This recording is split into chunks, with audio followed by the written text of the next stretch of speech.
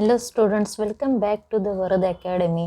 तो लास्टच्या क्लासमध्ये आपण काय बघितलो की ग्रीन केमिस्ट्री आणि नॅनो केमिस्ट्री हा चॅप्टर आपण चालू केलो आहे. त्याच्यामध्ये आपण पहिले 5 प्रिन्सिपल्स कंप्लीट केलं आहोत. टोटल 12 प्रिन्सिपल्स आहेत, त्यातले 5 आपण संपवलेले आहेत. अजून 7 आपल्याला स्टडी करायचे आहेत, right? So let us study without wasting the time. What is the 6th principle? Design for the energy efficiency.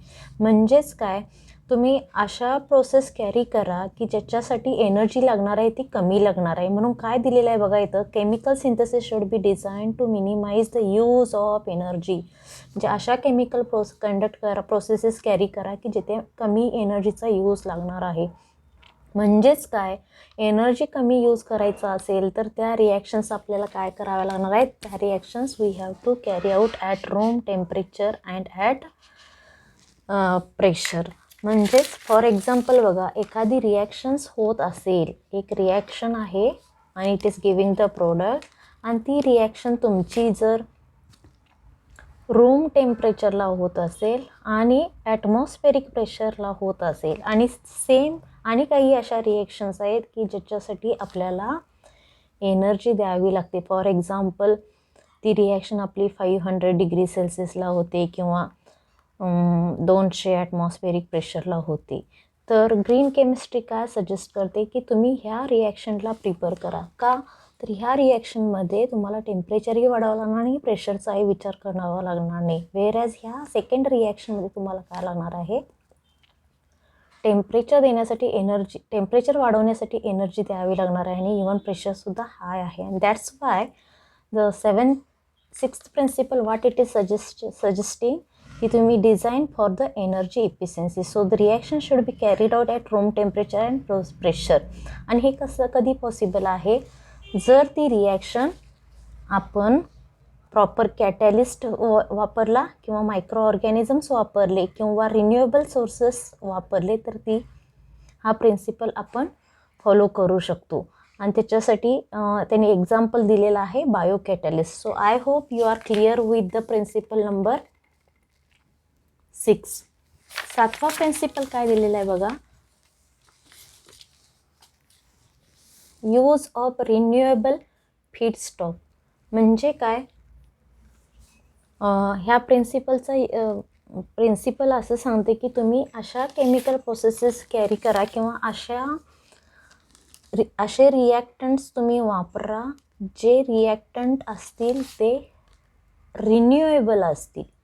आता रिन्युएबल म्हणजे काय, जे रिॲक्टंट्स आपण वापरलो आणि वापरतच गेलो तरी ते संपणार नाहीत किंवा परत रिजनरेट करू शकतात. फॉर एक्झाम्पल, प्लांटपासून बनवलेले reactant sources, plant or we can say the sunlight, हे जे काही सोर्सेस आहेत ते are the renewable sources.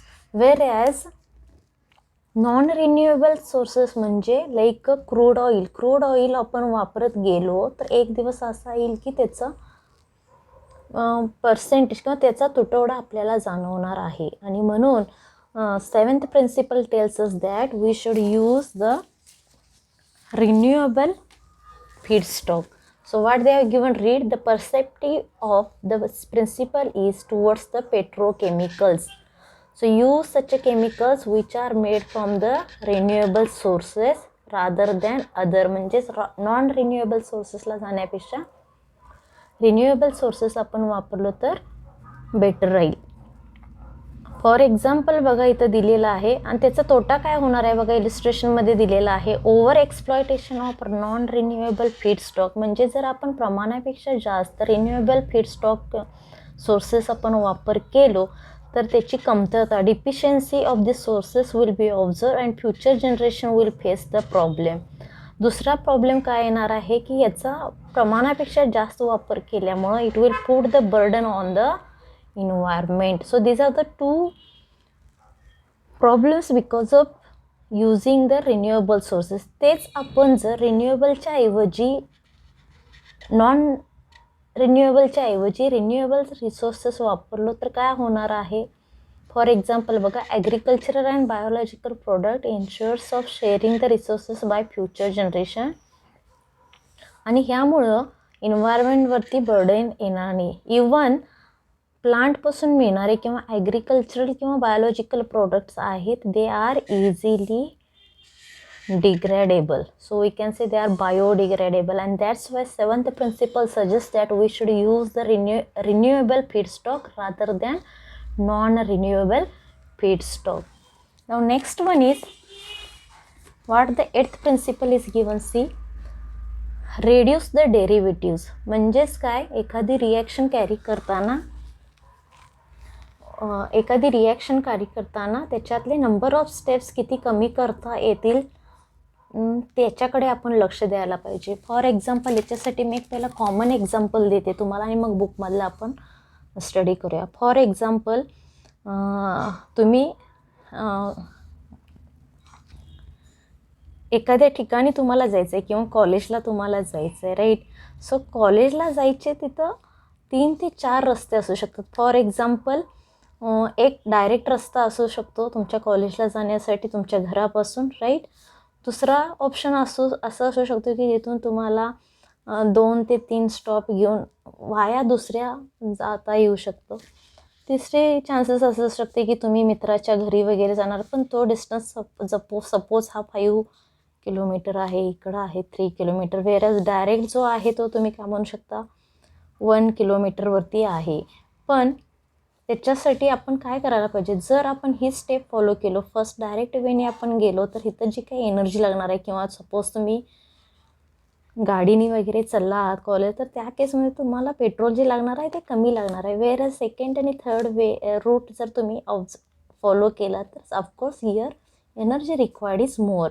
So आपला 8th प्रिन्सिपल हेच सांगतो की तुम्ही एखादी रिॲक्शन करत आहात, for example any reactant is giving the product, आणि त्याच्यामध्ये एक स्टेप अशी आहे की डायरेक्ट तुम्ही इथं काहीतरी कॅटलिस्ट किंवा कंडिशन्स अप्लाय केला तर डायरेक्ट प्रोडक्ट मिळते.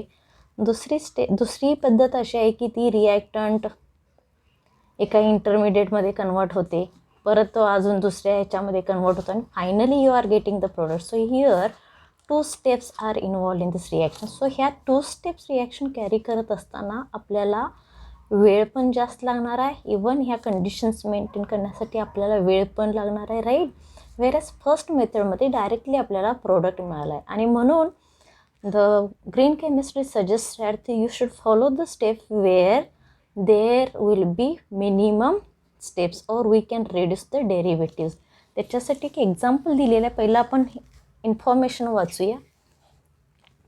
A commonly used technique in the organic synthesis is use of protecting or blocking group. Unnecessary derivatization should be minimized or avoided if possible because such steps require additional reagent and can generate the waste. हे आपण ह्या एक्झाम्पलवरून समजू शकतो. For example मेटाहायड्रॉक्झीबेन्झाइलचं conversion आपल्याला मेटाहायड्रॉक्झीबेन्झॉइक ॲसिडमध्ये करायचं आहे. Suppose आपण इथं डायरेक्ट ऑक्सिडायझिंग एजंट वापरला तर ह्या दोन्ही ग्रुपचं काय होऊ शकतं, ऑक्सिडेशन होऊन we are getting the acid. So आपल्याला काय करावं लागेल, पहिल्यांदा ह्या OH ग्रुपला प्रोटेक्ट करावं लागेल and then we can do its oxidation, and finally ज्याला आपण प्रोटेक्ट केला होता त्याला डिप्रोटेक्ट करावं लागेल. सो ह्या कन्व्हर्जनमध्ये इथून इथं जाताना आपल्याला ह्या एक्स्ट्रा रिएजंटचा म्हणजे प्रोटेक्शन आणि डिप्रोटेक्शन या 2 प्रोटेक्टिंग अँड डिप्रोटेक्टिंग रिएजंटचा यूज करावा लागत आहे, आणि त्यामुळं इथं मिळणारा बाय प्रोडक्ट असू दे किंवा वेस्टेज ऑफ केमिकल्स होते. So what green chemistry suggesting you can try such reactions will give directly your expected product. I hope you are clear with this 8th principle. Now we are going to see the 9th principle, use of catalyst. Now what you mean by catalyst? मला वाटते catalyst हा शब्द आपण आता 4थ्यांदा किंवा 5व्यांदा आपण learn करत आहोत. So catalyst is the substance which increases the rate of reaction without getting consumed. So catalyst काय असतो, केमिकल रिॲक्शनचा रेट वाढवतो पण स्वतः त्याच्यामध्ये कन्झ्युम केला जात नाही किंवा यूज केला जात नाही. सो कॅटलिस्ट काय करतो, एखाद्या रिॲक्शनचा रेट वाढवतो. So what we can see की काही रिॲक्शन्स कॅरी करण्यासाठी आपण काय करू शकतो, use of catalyst in chemical reaction speeds of सिट्रेस्ट. It will increase the selectivity minimize the waste and reduce the reaction time and energy demand. So एखादी reaction carry करण्यासाठी आपल्याला फार वेळ लागत असेल, सो फार वेळ लागत असणार तर ऑफकोर्स त्याच्यासाठी लागणारी एनर्जी आहे किंवा केमिकल्स आहे ते जास्त लागणार आहे. So if that reaction we are carrying out by using the catalyst, so we can avoid the wastage of chemicals and also protect the environment. So खाली एक टॅब्युलर कॉलम दिलेला आहे बघा, याच्यावरती तुम्हाला काही वेळेला MCQ मध्ये क्वेश्चन्स विचारलेले आहेत. सो लेटस सी कुठले कुठले कॅटलिस्ट वापरलेले जातात बघा. हायड्रोजनेशन ऑफ ऑइल, त्यालाच म्हणतात हार्डनिंग, इथं निकेल कॅटलिस्ट वापरला जातो. Second one manufacturing of ammonia bye Haber's process, तिथं कॅटलिस्ट वापरला जातो Fe2O3 in presence of molybdenum. तिसरा आहे मॅन्युफॅक्चरिंग ऑफ HDPE पॉलिमर, हे आपण पॉलिमर केमिस्ट्रीमध्ये बघितलो. हाय डेन्सिटी पॉलिइथिलीन पॉलिमर बनवताना आपण जिगलर नाटा कॅटलिस्ट वापरतो. नेक्स्ट आहे manufacturing of sulphuric acid by contact process, vanadium pentoxide हा कॅटलिस्ट वापरतात V2O5. आणि पाचवा आहे सिंथसिस ऑफ गॅसोलिन, त्यालाच म्हणतात बाय फिशर ट्रूफ प्रोसेस, तिथं आपण हा कॅटलिस्ट वापरतो. कोबाल्ट थोरियम ॲलॉय किंवा सिनगॅस ॲज अ कॅटलिस्ट वापरतो. So I hope you are clear with the 9th principle also. 10वा प्रिन्सिपल काय दिलेलं आहे बघा. स्टुडंट्स इकडे जे काही एक्स्ट्रा इन्फॉर्मेशन दिलेलं आहे याच्यावरती आपल्याला काही क्वेश्चन्स विचारत नाही. So we are focusing on only the 12 principles of green chemistry, out of which you can learn 6 to 7 which you feel better, right? So 10th principle बघा, डिझाईन फॉर डिग्रेडेशन. सो हे heading वाचल्याबरोबरच आपल्या असं लक्षात येते की तुम्ही reaction करताना अशा प्रकारची रिॲक्शन कंडक्ट करा की जिथं तुमचा रिॲक्टंट असू दे, प्रोडक्ट असू दे किंवा बाय प्रोडक्ट असू दे, that will be eco friendly. म्हणजेच काय, काही रिॲक्शन्स करताना जे काही केमिकल्स वापरले जातात ते केमिकल्स हे टॉक्झिक नसले पाहिजेत किंवा ॲटमॉस्फिअरमध्ये पर्सिस्टंट राहिले नाही पाहिजेत, किंवा जे काय बाय प्रोडक्ट्स वगैरे असतील that could be get degraded by the micro organisms, biodegradable असले पाहिजेत. And that's why they are saying design for the degradation. So see what they are given here. Design for the degradation. Design the chemicals that degrade and that can be discarded easily. Ensure that both chemicals and their degradation products are not toxic, bioaccumulative or environmentally persistent. म्हणजेच एखादी reaction करत असताना आपण जसं मागं भेटलो की use the renewable feedstock, तिथं आपण म्हटलं की प्लांट बेस्ड वापरा. सो प्लांट बेस्ड केमिकल्स जे असतील त्यांना आपण काय करू शकतो, डिग्रेड करू शकतो by using the micro organisms, or we can say they are the biodegradable things. So explanation इथं दिलेलं आहे बघा. The aim behind this principle is that waste product should degrade automatically to clean the environment. So याच्यामध्ये जो काही by product तुमचा तयार होणार आहे त्याच्यामुळे इन्व्हायरमेंटचं पोल्युशन नाही व्हायला पाहिजे. तो काय बाय प्रोडक्ट असेल that should get degrade automatically by the organisms. So thus biodegradable polymers and pesticides are always preferred than the chemicals. आणि ह्यामुळे काय होणार आहे, to make the easier separation the consumer. Okay, हे काही गरज नाही, तुम्ही एवढंच लक्षात ठेवा याच्यामध्ये की we should design such chemicals which can be degraded by the micro organisms, or they should be biodegradable. 11वा प्रिन्सिपल काय आहे बघा, real time analysis pollution prevention. So real time analysis हे आपण असं ह्या पद्धतीने समजू शकतो की फॉर एक्झाम्पल रिॲक्टंट आहे ए पासून डीमध्ये कन्व्हर्जन. सो होते काय, it takes place suppose through number of steps. A गेला बी थ्रू, बी गेला C through, and then we are getting the main product in which we are interested. आणि ह्या प्रोडक्टबरोबर इथं काहीतरी तुमचे हजार्डस किंवा टॉक्झिक केमिकल्स ह्या रिॲक्शनमधून बाहेर पडत असतील तर ग्रीन केमिस्ट्री काय म्हणते की हे जे काय स्टेप्स आहेत त्याच्यामध्ये तुम्हाला ह्या रिॲक्शन कंप्लीट करण्यासाठी ॲक्च्युअल टाईम किती लागत आहे ते फाइंड आउट करा. ह्या रिॲक्शनला तुम्ही मॉनिटर करा किंवा you observe the reaction and find out the real time आणि काय करू शकतो, हे जे काही टॉक्सिक केमिकल्स फॉर्म होत आहेत ते फॉर्म होण्याचं वी काय अवॉइड करू शकतो. And that is nothing but what, real time analysis pollution prevention. म्हणजे फॉर एक्झाम्पल जर तुम्हाला एकदा का कळालं की आपल्याला डी फॉर्म झाल्यानंतर इथं थोड्या वेळानंतर हजार्डस केमिकल्स फॉर्म होत आहेत, तर we can immediately stop this reaction at the D. And that is nothing but what, real time analysis. बघा, analytical methods should be need to be developed to allow real-time in-process monitoring control prior to formation of hazardous substances, and this is possible by monitoring the reaction.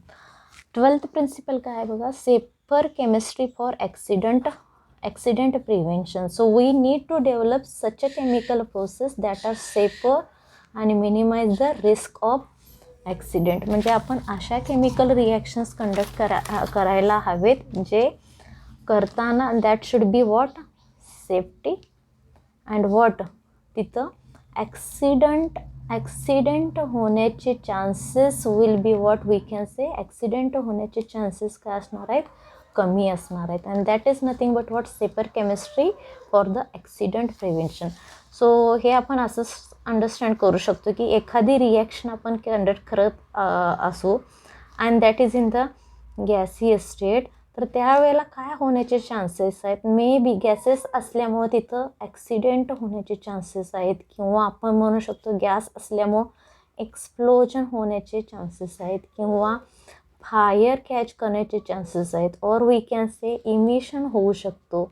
So एवढ्या ह्याच्यातून जाण्यापेक्षा we can prefer such a reactions which are in the solid state. So solid state असल्यामुळे ह्यातले chances explosion, accident म्हणा किंवा explosion, fire होण्याचे chances कमी असतील, किंवा carry out the reaction by using non volatile liquid. आता नॉन होलाटाईल लिक्विड म्हणजे काय, non volatile liquid, so like we can say that benzene is a volatile liquid, or chloroform is what, volatile liquid, whereas water is what, non volatile liquid. so आपण reaction water वापरून conduct केलं तर तिथं accident होण्याचे chances काय असणार आहेत, कमी असणार. And that's Y green chemistry suggesting shaper chemistry for the accident prevention. So इथं तुमच्या 12 प्रिन्सिपल झालेले आहेत. आणि शेवटचा पॉईंट आहे role of the green chemistry. So याच्यावरती तुम्हाला 2 मार्काला प्रश्न विचारतात, write any 4 uses or role of the green chemistry. So बघा, first one is given here, the green chemistry help us to reduce the capital expenditure to prevent the pollution. So pollution control करण्यासाठी जो काही खर्च येतो तो green केमिस्ट्रीचे principle आपण जर फॉलो केलं तर तो आपण कमी करू शकतो. सेकंड दिलेला आहे, green chemistry incorporates in pollution prevention practices in the manufacturing of chemical process and promotes the pollution prevention and industrial ecology maintain करण्यास मदत होते. तिसरं आहे, it will manufacturing process to minimize any negative environmental effect. Green केमिस्ट्रीचे principle आपण follow केलो तर ते इन्व्हायरमेंटलवरती काही इफेक्ट होणार नाही आहेत. It also helps to protect what presence of ozone in the stratosphere, which is essential for the survival of the life on the earth.